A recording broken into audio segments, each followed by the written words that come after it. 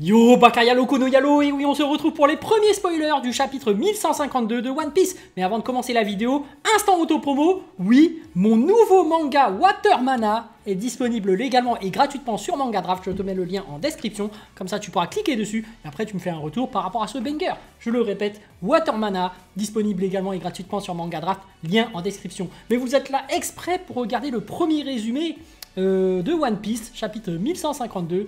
Et les amis, c'est parti, on se découvre ça tous ensemble. Let's go. Donc hop, c'est parti. One Piece spoiler 1152. Une terrible journée. Gaban explique que les chevaliers divins ne sont pas invincibles et Luffy doit améliorer son Haki des rois. Ouais, voilà, ça c'était prévisible, je l'avais prédit que Gaban il lui enseignerait un nouveau... Enfin, il lui a pas encore enseigné, mais il va certainement lui enseigner un nouveau Haki.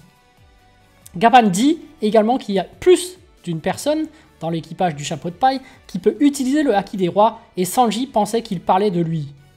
Mais oh non, oh les bâtards, mais Gaban s'adresse à Zoro.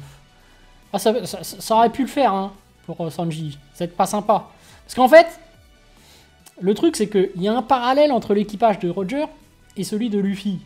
Et si Gaban peut l'utiliser, bah Sanji aussi. Parce que l'équivalent de Silver Rayleigh c'est Zoro, et l'équivalent de Gaban c'est Sanji, donc Sanji il peut normalement. Bon, on verra par la suite, mais bref. Luffy savait que Zoro l'avait aussi. Ashruddin dit qu'il ne libérera pas Loki, mais Luffy demande à Loki de rejoindre son équipage. Afin que Ashruddin soit obligé de libérer Loki, cependant, Loki, Ashruddin, Zoro et Sanji ne sont pas d'accord avec le plan de Luffy. Ouais, tu m'étonnes. Après, Ashruddin et Loki, c'est un peu comme Thor et Loki. Hein. C'est les deux qui s'embrouillent entre frères. Ils se laissent pas, bon. Ça respecte la mythologie nordique, je trouve. Gaban révèle à Luffy, Loki et Ashruddin que lui et Shanks étaient à Elbaf lors des événements de cette terrible journée. Ok. Un flashback commence. Il y a 14 ans, Loki se rendait au château pour demander au roi Harald pourquoi il s'était rallié au gouvernement mondial, ceux qui avaient tué Rox d'Izebek. Ah bon? Ah moi je pensais que c'était Mihawk qui avait tué Xebec. Non, c'est sûr, c'est Mihawk. Je rigole. Allez, en arrivant au château, il a trouvé le roi Harald transpercé par ses propres soldats. Pendant ce temps-là, Shanks a raconté à Gaban qu'il s'était lié d'amitié avec le roi Harald et qu'il souhaitait le retrouver.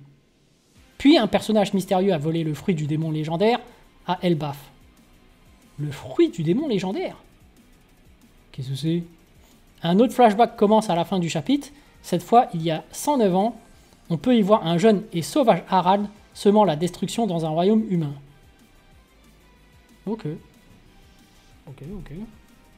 Bon là, on enchaîne des flashbacks. Hein. Donc, on aura des révélations peut-être. Voilà, bon. Intéressant. On va voir ce que ça va donner. Allez les amis, sur ce, je vous dis donc à plus dans le bus, ou plutôt à plus tard dans le car, ou plutôt à bientôt dans le bateau.